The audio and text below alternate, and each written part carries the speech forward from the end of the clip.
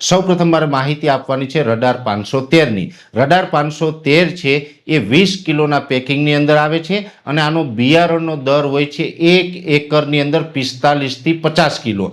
કોઈ પણ જમીનની અંદર આપણે આ વેરાયટી છે અનુકૂળ છે। ગુજરાતના દરેક ક્ષેત્રની અંદર તમે આનું વાવેતર કરી શકો છો અને કોઈ પણ પ્રકારની જમીન હોય, કોઈ પણ પ્રકારનું વાવેતર હોય, શિયાળુ પાકમાં જે આપણે ઘઉંનું વાવેતર કરતા હોય એમાં બેસ્ટ વેરાયટી છે। અલગ અલગ રીતે અમે ગયા વર્ષે પણ આના ફિલ્ડ જોયેલા હતા એટલે અમને ખૂબ અનુકૂળ આ વેરાયટી લાગે છે। ખાસ કરીને રડાર 513 છે એ 1 વીઘાની અંદર 45 થી 50 કિલોનો બિયારણનો દર રાખીએ એટલે ઢળવાની સમસ્યા પણ ઓછી રહે છે। કોઈ પણ ઘઉં હોય જો એનો બિયારણનો દર હોય એના કરતાં વધારે વાવવામાં આવે એટલે કે ઘાટું વાવેતર કરવામાં આવે તો ઘઉં ઢળી જવાનો પ્રશ્ન રહેતો હોય છે, પણ મધ્યમ વાવેતર હોય તો ઢળવાનો પ્રશ્ન ઓછો રહેતો હોય છે। એટલે 513 વેરાયટી છે એ 1 એકરની અંદર 45 થી 50 કિલોનો બિયારણનો દર રાખવો જેથી કરીને ઢળવાનો પ્રશ્ન ઓછો આવશે।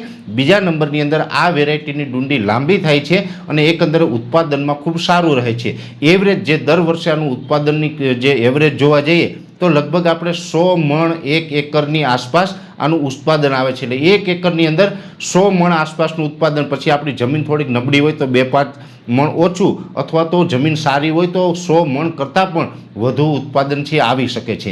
એટલે અત્યાર સુધીમાં જે આપણે ઘઉંનું સારું ઉત્પાદન લેવા માટે જે વેરાયટી ગોતતા હોય તો રડાર 513 છે એ મારી દ્રષ્ટિએ બેસ્ટ છે। એમાં ખર્ચ પણ ઓછો, એમાં રોગ પ્રતિકારક શક્તિ પણ સારી છે, એટલે ઓછો ખર્ચ છે, ઉત્પાદન વધારે અને બીજા નંબરની અંદર ખાવામાં પણ આ ઘઉં છે એ ખૂબ સારા છે। એટલે કોઈ મિત્રોએ અત્યારે શિયાળુ પાકમાં ઘઉંનું વાવેતર કરવું હોય તો રડાર 513 છે એ વાવવા જેવી વેરાયટી છે।